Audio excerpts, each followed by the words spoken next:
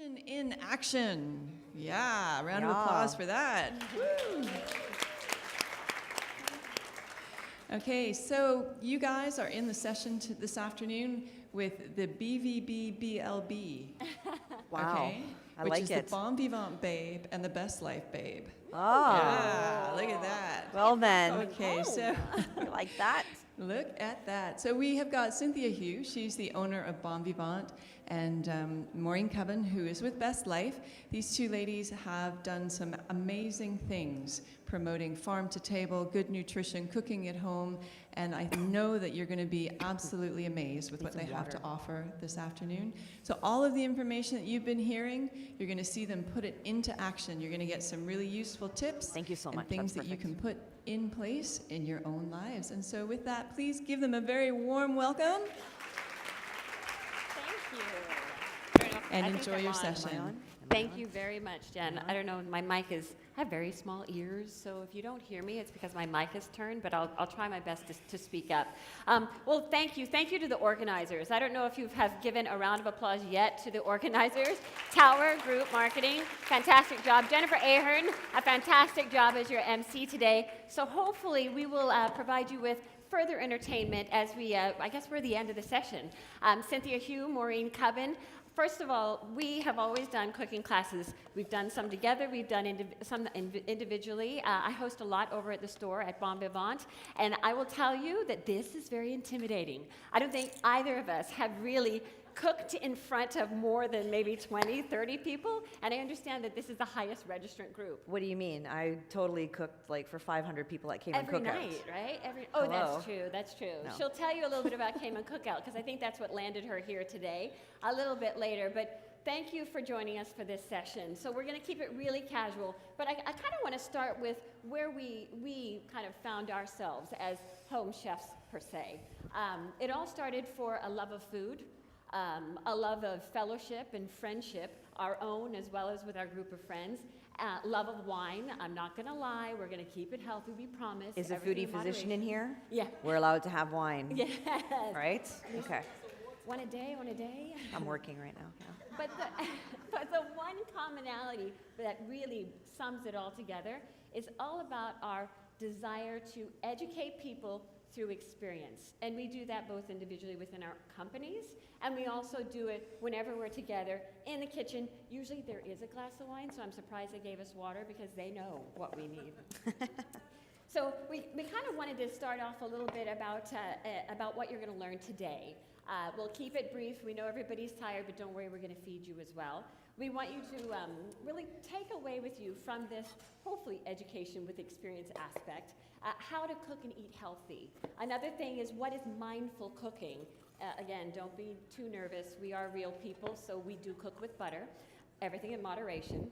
Helpful tips to get yourself organized, the ultimate purpose of food, because sometimes I think we forget that. Is it for energy? Are we looking for it to taste good? Really, what is your overall purpose? As well as some yummy recipes, which Maureen is going to take us through today. But with that, we kind of want to give you a little perspective of who we are as individuals, as well as kind of how we can relate to, I think, everyone that has to eat, which again is everyone. So for myself, I'm the owner, I'm going to say CEO and CFO of not just my business, but my household. They don't move unless I say walk. And I don't know if anyone else is very similar, but that level of control gives me comfort, and my family is gracious enough to let me lead. So some of the daily challenges that I see, some of the greatest daily challenges include a FaceTime call, which I might get while we're up here, from my 9-year-old son, asking me what's for dinner. The stress, right? So balancing social responsibilities as well is something that's really important. We all want to make sure we have time for ourselves, for our friends, for our family, so it really takes a lot of time to figure out what that balance is. For me, I don't have time not to plan. If I don't plan, I have nothing to go back to. So I'm very much one of those. On a Sunday afternoon, I go into hibernation, and I spend a good hour looking at what my week looks like, not just for me, but what it looks like for my family. So when all, sorry to use the term, hell goes craziness in my house or my business, I have something that I can go back to that gives me a sense of security and also stability. And at a high level, I don't believe my plan is any different than any of yours, including Maureen. So Maureen, you tell us a little about you, because I don't think we're far off.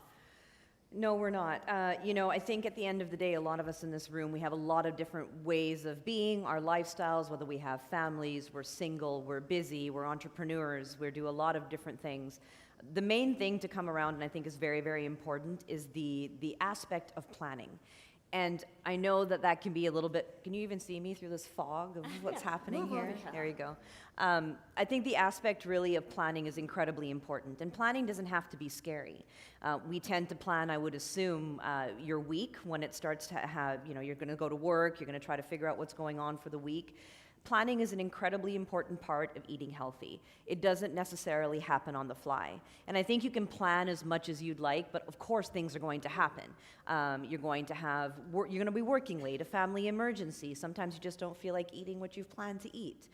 The thing is that at the end of the day, having a little bit of thoughtfulness about how we're eating, and this is what we're talking about, because the nuances of the whole conference is what we should be doing, what we should be changing. I think most of us kind of know what we should be doing and doing a little bit better, but how do we actually make it actionable? And the idea is I think we're regular, normal people.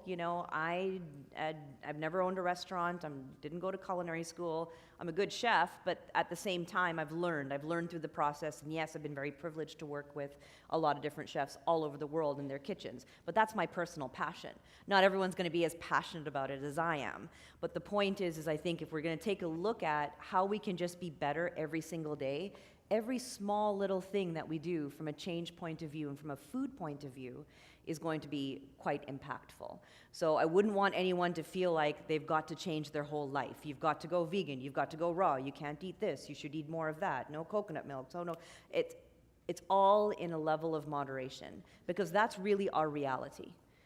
You're going to eat oxtail, you're going to stop into fast food now and then, but if I just harken back to, when we were growing up, I definitely ate. I ate Kraft Dinner, I had Wagyu, we ate all of that, but the difference was that it never was something that we went to immediately.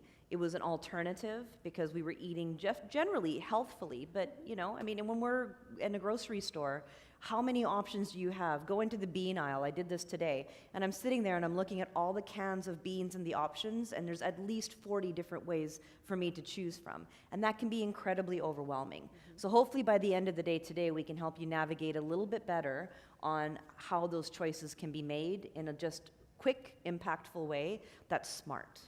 Exactly. So, how to cook and eat healthy. Most of you may already know whether or not you're applying it, and I say that to myself sometimes because sometimes I skip over that after a bad day and the French fries just look great on the way home. But how to cook and eat healthy. Really, there's just a few steps. Think, for me personally, and I believe Maureen as well when we were developing this presentation, think, listen, plan, and learn. So what does that look like? So think, what's your outcome?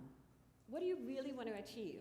Like during your week, Monday through Friday or Saturday or Sunday, do you want to go out? Well, take that and put that in for your week. Somewhere in the week, allow yourself that.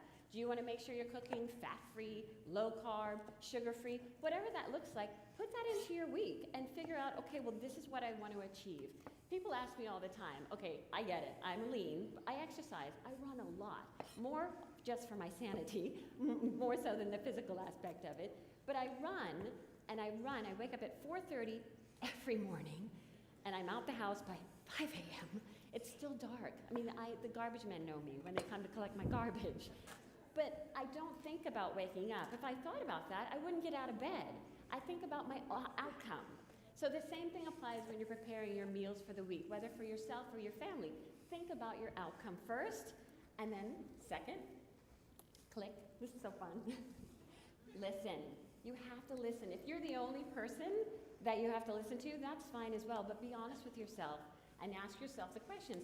Do I want to cook it all this week? I have a tough week. I don't want to spend my entire Sunday food planning and planning out my meal. I don't want to have to cook all day. Okay, well, what are my options?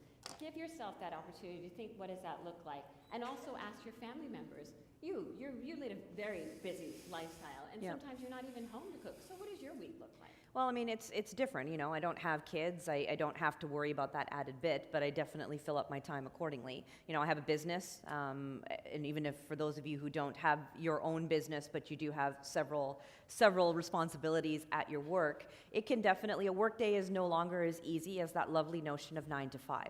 How many people actually truly work 9 to 5? Right. Not a lot of people do. You're taking it home, you're thinking about it. I think my biggest thing is I'm exactly the opposite of you. I do not get up at 4:30 unless my house is on fire. That's not happening. And I'm an evening workout person, you know, and work. Me. Yeah. For balance. Not, absolutely not. That's just, no. I know. But again, I don't have, you know, I take my dog out for a walk, I do that sort of thing, but I'm an evening person, and so for me to be able to go out and get some exercise is good. But I'm a huge believer, and this could be controversial, but I'm a huge believer in that nutrition is so central to the way that we function on a daily basis. I think exercise, of course, is incredibly important, but that notion of being able to feed ourselves for the best of success, and for those of you who have kids and families, you almost owe it to yourself to be that best example, because they're going to take that from you. Kids these days, you know, I don't even need to go through the stats. I'll talk about all that tomorrow in my presentation, but to be realistic, we are our own best solution, but we're also our biggest enemies. So how do we navigate around that, and how do we stay motivated, and how do we make that happen? There are some pretty clear tips, I think, that really, because I think a lot of people do plan. Most of us have some level of planning in our life. We have to realize that food is not just to eat, just to be able to make sure I'm not hungry, to make sure that I'm living okay. Because once we start thinking along that lines, you start caring a little bit less about that nourishment and how it comes to you. But if we actually look at it as a source of us being fulfilled and being the best version of ourselves, and that's really true, I think that you're going to start seeing that your mindset will shift to that mindset of going, okay, maybe I do need to think a little bit more about how I'm eating. And that allows you to plan. It gives you something to focus on. Again, going back to the need for an outcome. So when you create your plan, really focus on something at a high level for every meal. Flexibility is key because you have to be flexible. But again, having something concrete that you can actually go back to and say, okay, well that night I'm not going to have that, but perhaps at least I know I have that food in my home, is going to help you not to make that quick decision where I'm just going to pick up something on the way home that may not be my best option for me that week. I don't know about you, but we all have our ups and downs through the week, and food can be comforting, but it can also do the opposite. It can make you feel darn guilty. Oh, I had too much chocolate. Oh, why did I eat that cake? You shouldn't question it. Put it in your mouth and enjoy it, but be smart about it, and your plan will help you do that. So, menu planning. I'm really big on menu planning. My family thought I was crazy, but I've settled them in. They know who's boss. So it's worked out for me. But Monday through Friday, I do a plan just so it can help me with my grocery list. I mean, how often do you go to the grocery and you end up realizing, oh, well, that was great. I didn't bring my list, so now I brought back aisle 5 with me. Everything on aisle 5. So it's really important, and I think menu planning is vital to that. And for you, so Maureen, I mean, she's very modest. I will say both of us. I think both of us are challenged with this because we don't like to talk about things that relate to ourselves. We just like to talk about things we're passionate about. But when it's brought back to us, it's a little awkward. So we were nervous getting up here. But I will say Maureen is very modest in that she does not talk about how much effort, passion, love, and desire, because it's talking about food, sorry. Really, she puts into her menu planning, and not just for herself, but for the kids' classes that she does at the store, the private events where she's literally teaching people a new way of living, one that you don't have to feel guilty because you use butter, but they're all healthy alternatives. We're not encouraging you to eat loads of butter every day, but know that you can give that to yourself in moderation, and it is okay based on your doctor's dietary restrictions that he's giving you. But I want you to talk a little bit about your menu planning and your grocery list, because another side of it, to eat healthy, it's difficult sometimes financially to be able to make sure that you're going to the grocery store to get your fresh produce and it's going to be affordable. So I think you do a very good job at making sure that you balance how much you're spending, but you're also making sure that you're bringing that healthy lifestyle into your cooking. Well, I think it's a really important thing. I mean, let's just take a survey and be honest. How many people go shopping without a grocery list? Yeah, right? I'm guilty. I've done it before, 100%. And that's a couple of different reasons why. Probably because... I'm the controller, you're not. Possibly. But I think also there's a couple of reasons around that, right? Sometimes when you realize you have to go to the grocery store, you figure, you know what, I'm just going to pick up some other stuff along the way. And how many of you end up spending anywhere from $50 to $80 and walk away and go, I can't even put together one meal if I wanted to try, right?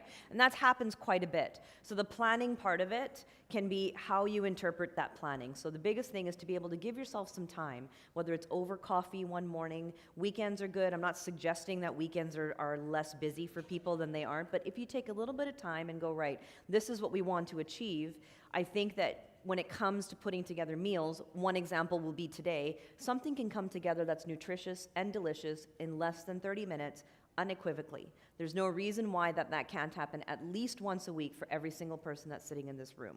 And I promise you doing that, not only are you controlling the aspects of the things that are going into your food, but also there's going to, for those of you who have families or people that you have in your home, that can bring everyone together in a way that's quite remarkable. I mean, I grew up in the kitchen, probably, not because, my grandma and my mom were probably the best cooks around.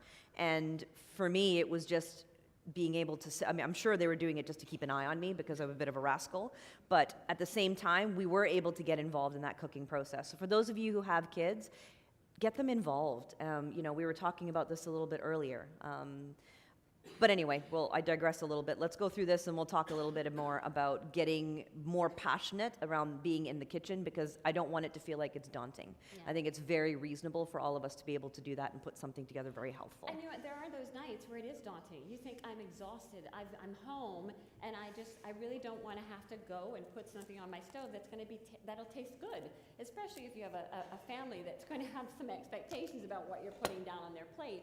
So sometimes it is realizing what your week looks like and saying, you know what, I'm not going to be able to be that superstar this week. So 2 nights of the week, we're going to have to make some decisions on where we're going. That goes back to listen and plan out your week. But one thing I wanted to make sure we addressed, must have food and treats. I try to have as many healthy treats as I can in my refrigerator. I keep frozen things as well, like frozen fruits and so on, because living on the island, there are these issues sometimes with things spoiling pretty rapidly. I cut up my kale and freeze that, just so I can make sure it's always available. But one thing I really promote in my household is treats, chocolate chips, cookies, things that are available to me. If I wanted to bake cookies on an afternoon, I could do that, brownies. And it's only because I believe accessibility creates responsibility. I look at my son, and he doesn't like to sweat. He's a lot like his father. So he's not one of those, let's go kick a football around. He much prefers to sit and have a beautiful meal. Go figure, he loves to eat. So the one thing I learned when he was very young was to make sure that I kept those treats in the house so that he actually knew that it was okay to have a cookie and not to feel guilty about it. But it didn't mean he had to have 2 or 3 or have ice cream every day. I have ice cream in my fridge that will last weeks on end because he knows if he wants it, he can get it. So be careful when you think, I need to restrict. Find some balance and figure out what's going to work for you. And I think kids, too, at such a young age, they have what's called the baby fat or whatever people want to refer to it as. But make sure that you don't restrict them based on your own insecurities and your own fears of possibly overeating or reaching out for that comfort, and train them, teach them, and show them that responsibility with food. And then high level of education. Again, going back to making sure they know why those goods are in the house and allowing them the flexibility to say, it's okay, you can have it if you want it, but know that there are consequences to whatever you do. If you eat 5 cookies, you're going to get sick. And they'll learn through that process. Again, education through experience. Now, one thing that Maureen has to talk to, and that's as it relates to her education with the kids that she deals with, it's starting them from very young and understanding where food comes from and how to cook it and why to cook it. Food safety, preparation. My kid one time walked in the kitchen, he picked up a piece of raw chicken and he put it down and he went to put it in his mouth to like lick off whatever was on it. Oh And dear. Stop. So teaching them food safety and starting that at a young age. Yeah, I think, again, how many people have kids here? Yes, hands up, good, okay. Do you find it difficult to cook, to accommodate for them? So if you're cooking healthy, again, I implore you to think a little bit about the kind of ingredients that we're using. Try not to make things too complicated. And usually dressings and sauces and all that good stuff really does make a big difference. There are sauces out there, like today, for those of you, I'm not sure how many of you made it up to our culinary studio where we were doing demos. We did a great dish and it was completely vegan, and I didn't do it to necessarily prove a point, but really to sit there and talk about how you don't need those excessive bits or an animal-based protein to add to any sort of extra fat, calories, all that good stuff. It's very, very doable. How many of you like to cook or like the idea of cooking? Okay, I love lovely, to see that. good stuff, wonderful. So there's a passion there. We live in such a foodie country and we live in such a foodie world. So I do believe that there are small changes that we can make to all of the different recipes that we do. However, where our food comes from is incredibly important. So let me just give you a couple of examples. For instance, how many of you go to the farmer's market in Cayman here? Great. Not a lot, okay. Certainly you want to go as local as possible, and the reason for that, several different reasons. One, because it just absolutely tastes better, hands down. Two, the nutrition value is remarkably higher than what it would be when you're buying, say, the same thing at the grocery store, all right? So we want to take a look at that as an example of going, by the time something gets to us in Cayman, it could be anywhere from 4 days to a week. And a lot of the nutritional value does get compromised. I'm not saying we can get everything locally, but there are certain things that we can start subbing in. Anytime you can hide your vegetables in a sauce, in a dish, in a casserole, do it. Do it for yourself and do it for your family. And use the most localized ingredients as possible, because you're also going to know that it's minimally treated, if at all, with any sort of pesticides or chemicals or anything like that. So that's one of the things that I would say of learning about where your food comes from. If the local option is not an option, definitely become someone who's empowered about learning the choices that you're making on the shelf. That's going to be a very important thing to think about. I talked about this earlier, olive oils. How many people cook with olive oil? Probably a lot of us, right? The thing with olive oil is that it's a very interesting, labeling of olive oil is very liberal. So if you look at an olive oil and you take a look at it and it says, okay, well, this is olive oil, awesome, great, I'm going to use it. It actually doesn't have to be 100% olive oil, right? Why would we know this? Well, I know it because I research it and I talk about it.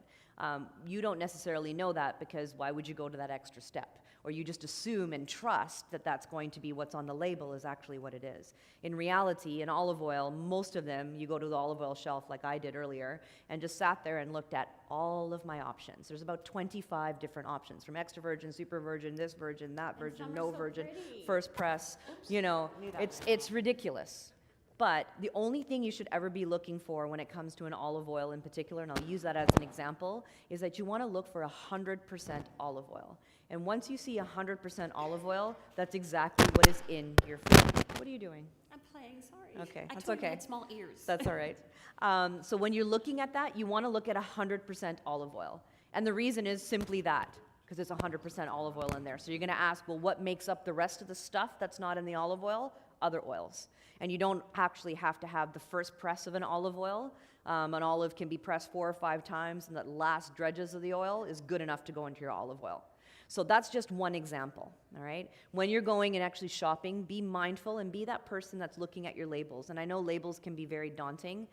Just, if you're going to look at one thing on your label, make sure that what you're buying is the main ingredient in that label, okay? If you can't pronounce it, please don't buy it. I don't understand. I went and I bought a bag of frozen vegetables, which is no problem at all. And then it had this sort of weird stable. I was like, why? We don't need that, right? So these are little things. How many of you would even think about picking up a bag of frozen vegetables and looking on the back of it? We trust and we assume. We live in a world that I'm not trying to stir up any, conspiracy theories, but realistically, our food is not the product it was even 10 years ago, let alone 20 years ago. So think about what those choices are, because they're not as simple anymore. And I do believe that now in our generation, we do have to be better about making those decisions. We have to think a little bit more about what the choice is, olive oil and all of that. And I know you guys think about choices. You think about what kind of insurance you're going to go, what restaurant you're going to go to, all of those different things. Food now has to become that. We no longer can take it for granted that what we're getting is actually what we're getting. So that's something to think about also, okay? For sure. Last thing on this, how to eat and cook healthy. I love it. I just read it. Wait, get dirty. It doesn't. I don't mean it that way. How to cook and eat healthy, get dirty. I say get dirty, and it goes back to the kids. And I guess for me, because I am the home chef at my house. Although, by the way, in my weekly planning, I do include normally there's one night where my husband cooks, because I'm not. But I say get dirty because sometimes I cringe when my son comes into the kitchen and he said, can I crack the egg? And I'm trying to teach him how to properly crack an egg with one hand. And I know it's going to be an absolute mess because every time he does it, it is. But I have to just zip and let him do it. And it's okay to get dirty in the kitchen. I'm not saying doing it every night, because I do not. But it's nice to get them involved because it leaves them, again, education through experience. He does it, and every time he does it better. And one day he'll do it by himself, and that will bring joy to him. And he'll know, well, I love eggs, not just because they taste good to him or because they're healthy for him, but it's because he's a part of that outcome. So it gives, again, going back to their responsibility as well and participation. So what is mindful cooking? For me, mindful cooking, to be completely honest, is my family. I'm mindful of their needs, physically, emotionally, because I'm sorry, food is heavily related to emotions, at least in my house. Because after a bad day, there will be no ice cream in the fridge. That's mine. But my mindfulness does stem from my family and their health and well-being. For others, it might be something completely different. But Maureen, I think you've got a really grasp on your, I guess, message with mindful cooking as part of BestLife. Yeah, I'm totally selfish when I cook. I don't think about anyone else. She lies. No, I think one of our things with BestLife in our company is that we go in on a corporate level and we do talk to a lot of people because we spend a lot of time at work, and our habits throughout the day as we pick up can go into our evening. So we could come home and we could be really, really hungry, or we haven't properly eaten through the day. So being mindful, again, is just really thinking about what our choices are. Make sure that you're eating your snacks and doing all the things that I know you guys all need to do, and you're going to hear it throughout this conference. The main thing for me and Cynthia, I think, is just to realize that we're all regular people, all right? I happen to love cooking, and I've moved that as part of my passion, so this is a great platform for me to be able to say to people, we're all busy. We come from all different parts of the world. We've got a lot of different priorities in our lives.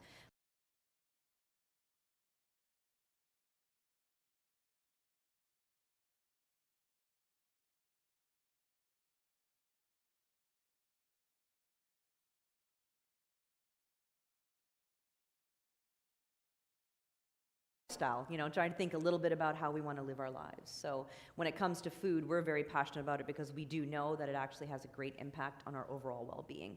And hopefully that's the biggest thing that you're going to walk away with, certainly at this conference, but today. So, yeah. Well, now we're going to cook. Yeah, we're going to cook-ish. We're going to cook-ish, yeah. I mean, you can tell we've got our little cooking station up here. Yes. They brought the fire extinguisher, so we won't go all out. Yeah. Just, I think they're more afraid than us.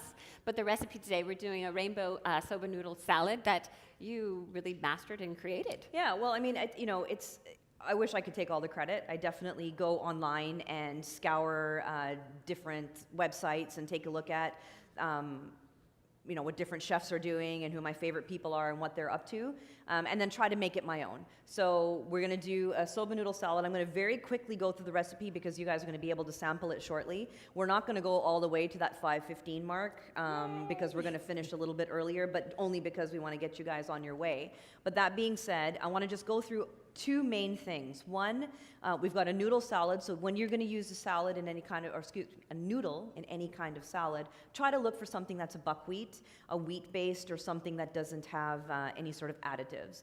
Organic is lovely, generally speaking. Tomorrow I'll talk a little bit more about that. But again, you want to get the highest quality of the noodle. So I'm using a soba noodle here, which you guys will be having. Quickly boil it, ready to go. Little and packaging. There you go. So that branding. way you don't have to think. Lovely. And then the dressing. So I'm going to go ahead and get the dressing. So this is a vegan dressing. It is, and I know sometimes the word vegan like freaks people out, but it shouldn't, because it's quite easy to have food that doesn't have an animal product in it, right? I'm not against it. I like all kinds of food, but I think wherever we can cut out anything that's, the most unprocessed version of it is a great thing, and even if it's once a week. So if you're cooking and you're looking for something that just kind of sets you up for the rest of the week, I like this because this is a good go-to recipe. So my dressing is very simple, made of olive oil, 100% olive oil, so I've got that. I'm also going to add a little bit of sesame oil, so it's a toasted sesame oil. I think, and one of the panels or something that we've been listening to in the last couple of days, everything is in moderation. Butter, coconut oil, I think we heard about, people querying whether it's good to have it or not. Certainly you can, but you're not allowed to have a whole cup of it. You can't do that. That's not how that works, right? There's nothing wrong with having a little bit of it. So I'm putting a bit of the toasted sesame oil in there. Maple syrup, I'm going to use a good quality maple syrup. Yes, I know it's much more expensive than Aunt Jemima, but you're going to have to just cough it up. Sorry, because there's just no comparison, right? And that's just being smart about it. I know it says syrup. Sometimes it even lies to you and says maple syrup. It's a lie. It is not maple syrup, okay? So you're going to spend a little bit of money on a pure maple syrup. A little bit goes a long way. This bottle, and we cook all the time, can last you an awfully long time. And it's a nice, flavorful sweetener. Not a lot of it again, but you just need something that'll actually sweeten up and give the tang. Aminos. So soy sauce. Everyone likes soy sauce, yes? Some of you are like, no, not at all. Soy sauce is terrible. It's got a lot of stuff in it. I mean, I'll be honest. Does it taste good? Sure, it tastes good. It's got a flavor profile that appeals to a lot of people. So I'm going to suggest that, again, making a small switch and thinking about going to something that has less sodium in it. So either a coconut amino or an amino or a tamari. You're going to see those on the shelves. Those are nice substitutes. Some of them are gluten-free, so if gluten is an issue for anyone, it's a nice change without sacrificing that flavor and a little lower on sodium. So I've got both I here. actually use the Dr. Bragg's Yep, those are fine. amino. Any It of tastes those just are like good. soy, but much healthier. Yeah, so any of those options are good, even though they still are sodium-based and they've got things that are in there that may not be the best in the world. It's a better version of that. So that's just moving that one little step towards being better. And afterwards, after we do the demo, you're more than welcome to come up and I can show you a few of the things. So I'm going to go ahead and I'm going to add the tamari. You guys are going to have access to these recipes, I believe, so you don't need to write it down. Tahini, I'm using tahini paste, which is sesame seed. Okay, so it adds a nice creaminess to the dressing. I don't know about you guys, I love creamy dressings and sauces and all that good stuff, so it's got a nice feel-good flavor to it. And then if you can do nuts, and nuts is not an issue, I'm going to go ahead and I'm going to add a little bit of almond butter. So the idea is going to be that it's almost like a Thai peanut sauce sort of flavor to it. If you're eating meat, great, you can add this as a marinade to anything, or you could just have it on its own in any kind of salad. I'm going to swap this guy out. Okay, I'm going to give that to you anyway. Thanks. And I've also got a big hunk of garlic, so it's a very garlicky dressing. So don't be shy on the garlic, but if you feel you want to tone it down a little bit, you can do that too. Okay, so I'm just going to go ahead. Food processor, I absolutely advocate if there's one thing that you have in your house that makes your life way easier and probably would encourage you to cook at home more, is a really good food presser. And yes? where can you get that, Maureen? I think we can get it at Vivant. Oh. How interesting. So if you want to come, we have them in our kitchens. You can come and just try it. Bring your hang out with ingredients us. and play. Yeah. Because it's a game changer when you actually have the tools in your house to Absolutely. make those meals. It saves you loads of time. Absolutely. And in the planning part, I meant to bring that up too. invest in a couple of really key pieces in your kitchen. A good food processor stops you from chopping. So when you get a menu and you're looking at a recipe and you know you've got carrots and cucumber and peppers and onions to chop, no one's got time for that. People don't have time for that. So it's easier to be able to just huck it all into a really good processor, whatever that is, do your research, and it literally cuts it down to seconds. So absolutely part of your planning process is making sure you have good pieces that empower you to cook at home, okay? So you've got your base of your sauce, and you're not working. Is it locked? She didn't get this one from Bon Vivant, I promise. It's a lie. Is it plugged? It's plugged in. It's on. You locked it? I don't know. Yeah. No? It's me. It has to be her. It's me. It's totally Maureen. Anyway, we're going to We didn't get to test it before we got up here, so our apologies. It's blinking. It's blinking. Isn't good. Check the plug, do it all. All right, we'll work on that. I'll do the heavy work. Yeah, you thanks. Just, I'll cook. just hang out here. Okay, so then we're going to go ahead. We're going to drain our noodles. For our noodles, we want to make sure that they're kept warm because that's going to help with the absorption of the sauce. And then the rainbow part of the salad really is a variety of different vegetables. So I've chosen to go ahead and I'm going to get some local peppers. We've got some avocado. I've got some, see, it's not just me. Where's the pusher? That's why. The pusher. It's a safety mechanism. Mm. Did you bring the pusher? I think they didn't left the pusher upstairs. We didn't bring the pusher. Don't worry about it. So the It's all pusher good. goes inside this, and that's a safety mechanism of this fabulous product. So all it would be is that we're going to blend that up, right? Yeah. So it would blend up and it would come into a really nice creamy sauce. Those are the bases of what that is. Try to make sure that you're not putting a little bit too much sweetener or anything like that in it. But that will be a really lovely sauce, which is already done and made. Thank goodness you're not eating this one because the Ritz-Carlton is making it for you outside. Okay? So you've got your noodles. They're nice and warm. Then you would go ahead and you would add your dressing.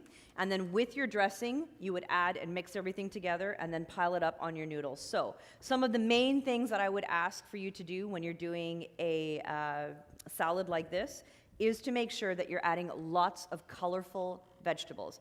Peppers are amazing, cucumbers are refreshing, avocado, onions, anything along those lines, and it will become a really, really beautiful salad that you can have. If you want to have protein on it, you can do chicken, you can do shrimp, you can do any of those little bits and bobs. Do you want to take this anyway? Yeah, Okay. I will. So we can go ahead and just pop that in here. Thank you.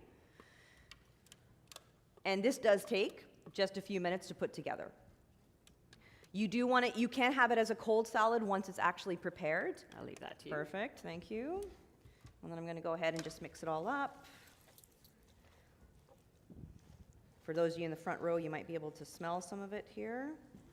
Great. What I love is that you have this recipe that gives you everything. And if you want to, you can throw some soybeans in it. You can throw some vegetables. Yep. Some red cabbage would work perfectly in this. So you can really have a completely full balanced meal with your proteins, your little bit of your carbs, and add your vegetables in at the last minute just so they do they're still a little crispy. And you've got the perfect balanced recipe. And it actually tastes really good. I would add a little bit of red pepper, only because I like it hot. Oh, like spicy. Spicy. Yeah, that makes sense. But that's what's so great about recipes like this. This is your base. You can go from there and make this dish 5, 6, 7, 10 different ways, yeah? Yep. And I think that's one thing that you'll see in a lot of the classes that Maureen does.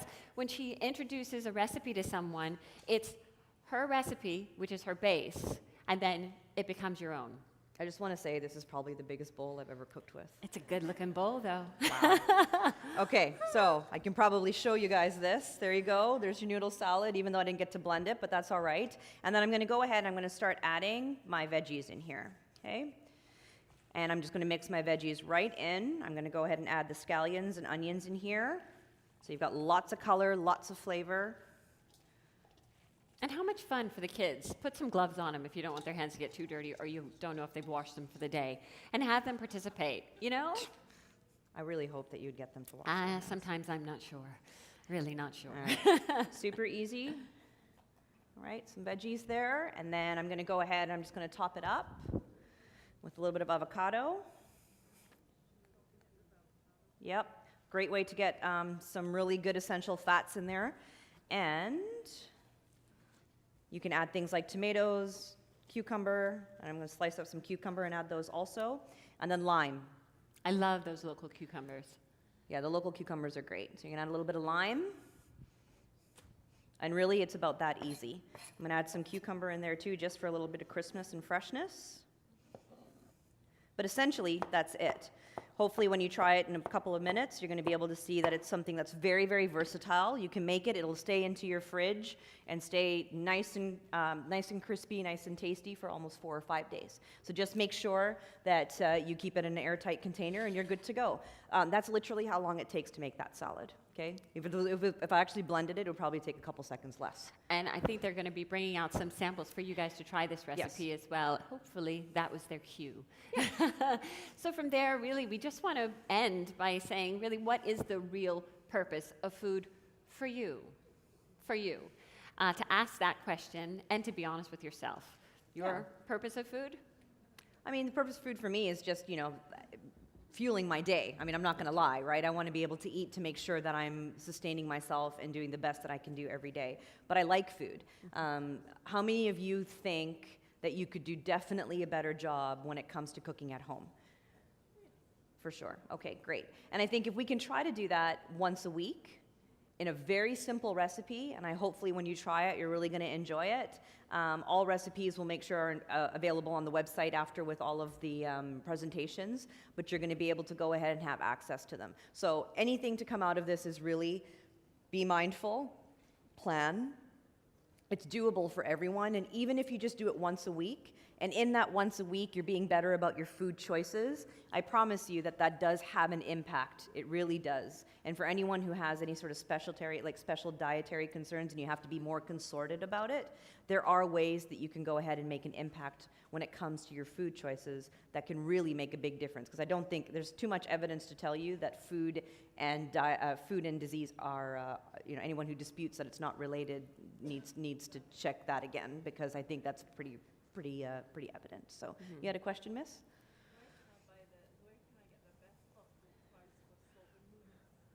Best possible price for soba noodles. I can't tell you that in front of everyone. Offline.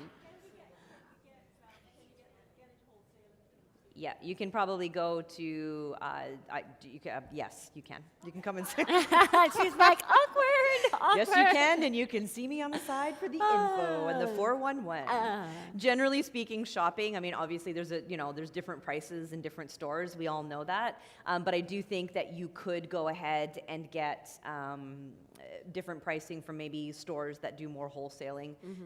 But again, look for the quality of it, right? Because they may have it, but it may not be, it may be a lot of sodium base in a lot of the noodles. Even though it's a buckwheat noodle, check that sodium, because they do tend to stick a lot of salt in it to make it, quote unquote, taste better, okay? Please ask questions. Does anyone else have any questions that they're like dying to ask? Yes, ma'am. Cynthia was saying that, yes, it's great if you can plan, but sometimes you get delayed at work or whatever. Yep. What would be the 5 pantry staples that you would say That's a good one. so you could put together a healthy meal from what you have in your pantry? Okay. You want to address that? Well, for me, but knowing what my dietary restrictions are in my household, I honestly always have panko crust.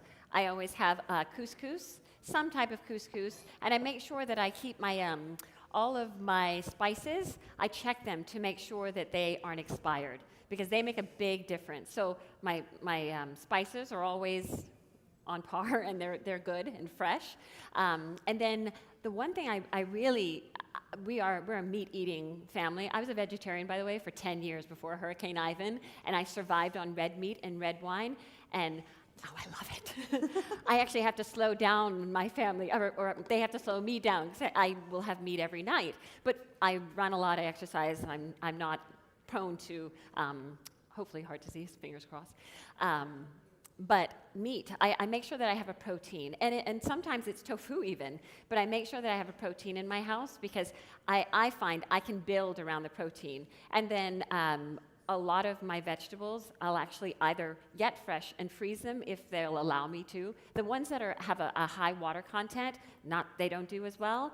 But now they're great options to be able to go to your frozen food section and get freshly cut kale or butternut squash. And I'll actually take that and I'll make that into something else. I don't just put it in water and boil it. I'll put it in my food processor and mix it with other things. Last night I was supposed to go and take my goddaughter out for dinner.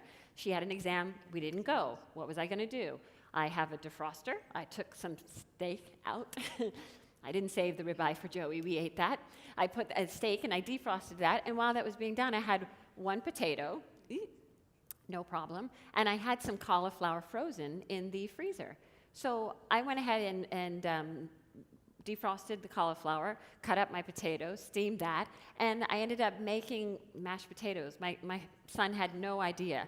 And then I did. I happened to have some kale in the fridge, took that out, put a little bit of butter in it. Just a little, though, just a little. I promise, only a little, everything in moderation. And I had some fresh garlic powder. I put a little bit of cayenne in it and mixed that up. And I had a meal, and it was done. So staples, for me, I definitely make sure that I have a carb, some vegetables, and protein for a balanced meal. And my protein is normally the smallest thing on my dish.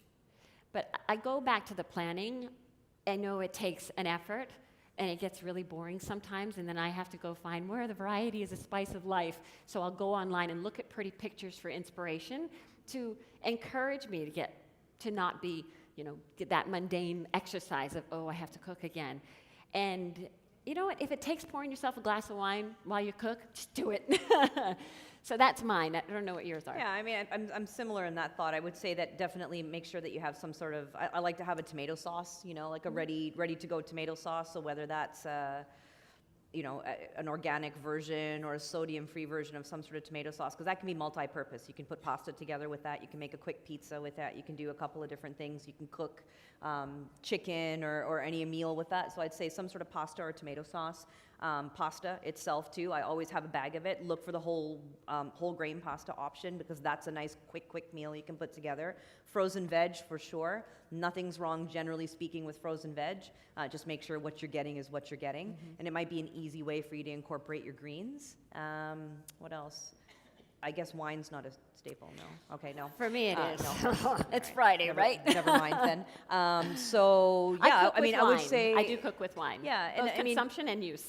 Having some chicken, that sort of stuff. But I would say making sure that you have something, always a sauce, that carb option, potatoes, and if you're a meat eater and you like to have that, make sure you have something available in your fridge to be able to quickly stir fry. Stir fries are great. If you can think about something like a stir fry or a one pot or one pan option, that can take you a long way. So I would say some of those suggestions would work fine. Spices too. Sauces. I'm a sauce girl. I like my sauces. So I have all sorts of them. If you looked inside my fridge, most of it is just sauces. So having those available, you can go ahead and make any sort of concoction with it too. You guys can serve the samples if you wish. Serve? Go ahead and serve. Yeah, go ahead and Sorry, serve. You don't have to wait about us. So they're going to be serving out the soba noodle salad for you guys to try. Any other questions for anyone? Yes. Mm-hmm. Yes, it is. Yeah, you should never fry with olive oil. Yeah, No. it doesn't do well in high heat. Olive oil just... Yeah, I would say if you're going to look at oils and oils to cook with, generally speaking, and we talked about this earlier, 100% olive oil you wouldn't necessarily cook with. That's quite nice for a marinade, and it's quite nice to have in a dressing or anything along those lines. And yes, you can saute with them. But I think if you look at your guide, if you look your stovetop and you need to cook anything above medium, then we need to talk about thinking about a little bit more of switching to a different kind of oil. So canola oil is perfectly fine, okay? There's nothing wrong with a little bit of that 100% canola oil. I like to use an organic version, but something like that's pure, or a high heat oil. Coconut oil is also fine in moderation. Any of these oils are fine in moderation. And also I like to use like a grapeseed oil or a rapeseed oil or any of those things. Those are quite good. So I wouldn't fry with an olive oil. It would break down, I think, a lot of its flavor and nutrition quality. Yeah. Yes, ma'am. There are gluten-free options, yes. But this one is not No, it is not. No. It's wheat. wheat. Yeah. But you can get a rice noodle or anything like that. You can definitely do that.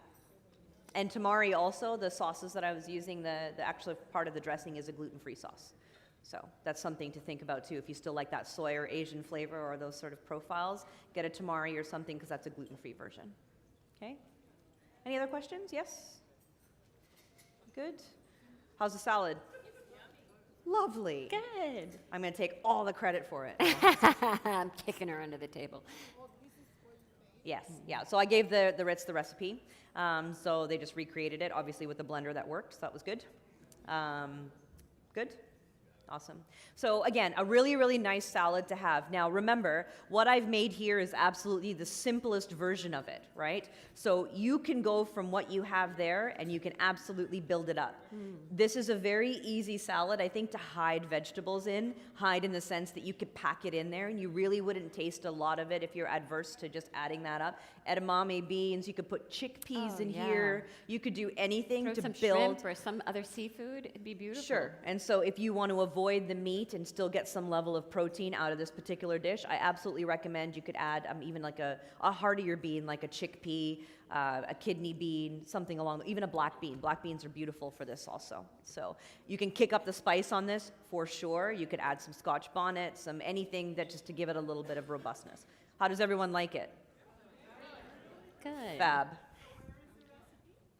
I believe they're going to be If you giving them out. if you don't have the recipe available, it'll be online On their On the website, I'll make sure that it's uploaded, including the one that we did earlier today, which was the vegan shepherd's pie, which was also pretty tasty.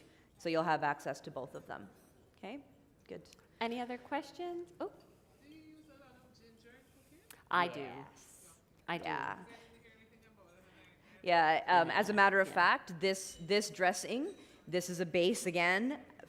Ginger, Totally. it changes the profile of it and it brings such a beautiful flavor to it. So that's really nice. And that dressing also you could use in a warm stir fry. So again, if you wanted to add chicken or shrimp or anything, very easy. You could use it on, if you had like a brown rice bowl, brown rice, you can mix that nice sauce in there with lots of veg.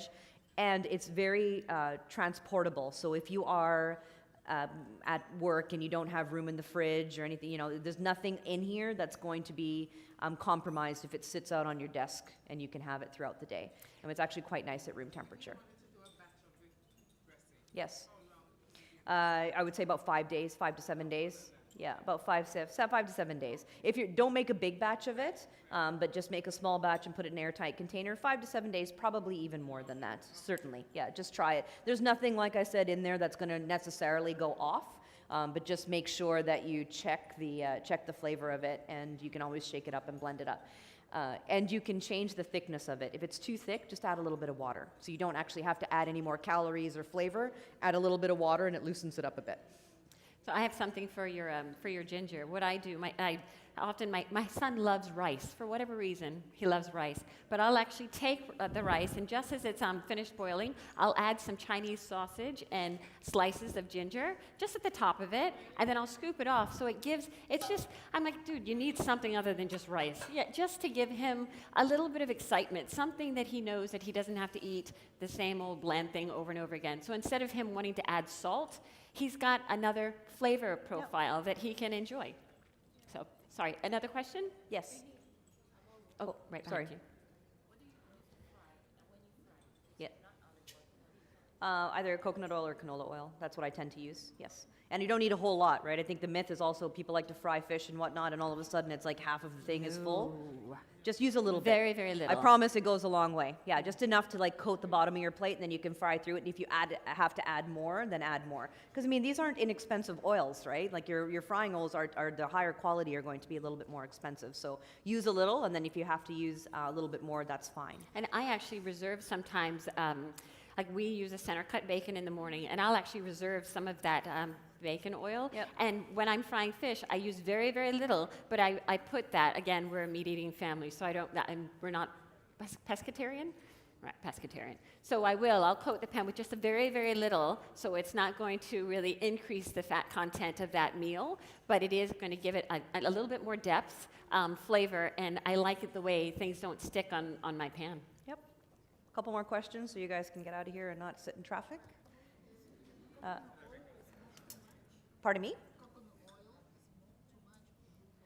Oh, coconut oil. Everyone is really on coconut oil right now. Yeah, it's It I can use be. coconut oil, but I don't. It depends on what I'm cooking. Yeah. Depends on what I'm cooking. Something light, I don't mind, but I don't use it for like high fat content foods. No. Mm-mm. I put it in my coffee. I know that sounds weird, but I love it. Just a small amount in my coffee. Coconut milk is good in your coffee. Yeah. Coconut oil. Okay. Just Well a then- small amount. Just a small amount. I promise. Alrighty then. We'll take the next question. No, I'm just kidding. Yes.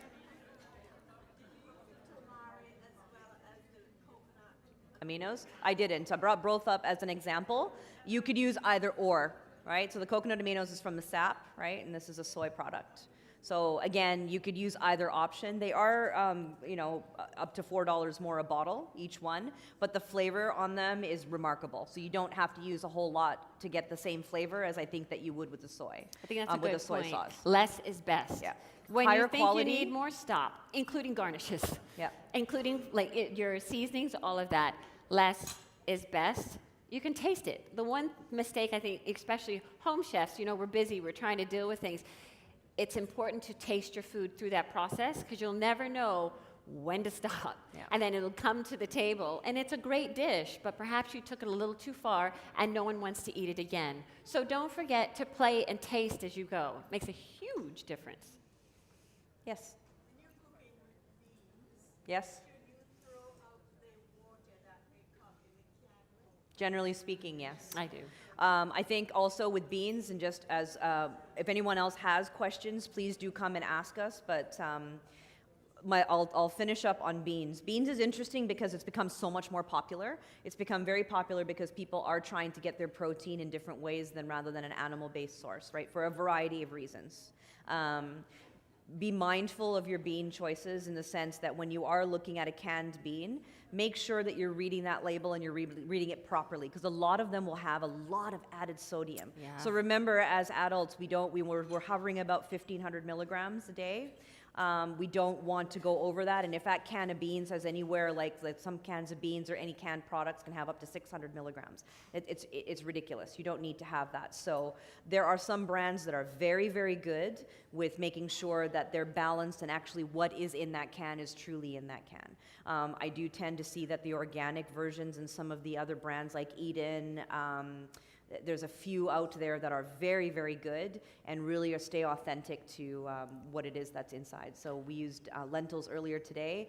I used a canned lentil. I trust it. I can see what that is, and I don't have to worry about that adding to the cooking process and worrying about having to soak my beans and all of that. So again, just like anything, beans, definitely be mindful and read through what's there if you have the time, and I know you do because you're going to either text someone or you're going to look on Facebook or you're going to look up, we have that time to quickly, even if we're at the store, to quickly type in what the brand is or, hey, what is this bean or whatnot, and you can There's probably an instantaneously- app. Yeah, I'm sure pretty there is. sure. So don't feel like you have to sit there and do like a research project, but just be a little bit thoughtful about what those choices are. And rinsing the beans, I agree. Definitely Yeah. important to rinse your beans. But if you're looking for that thickness, that residue at the very bottom to add some flavor, what you can do is you can actually put aside some of the beans that you take out of the can and mash them. Yeah. With a little bit of water, Yep. but mash them, and then you can add whatever seasonings you want, and then throw that into your dish. Yeah. Any other questions before we round up a little bit? Okay, great. If anyone wants to come up and have a chat with us after, please do. Thank you very much for hanging out with us towards the end of the day. We really appreciate it. It's a big passion of ours to cook, so come and visit us at Bon Vivant. We've got lots of things going on there. Definitely education-based, but pop by, and the recipes we'll make sure are up on the website. Thank you. Thank you very much.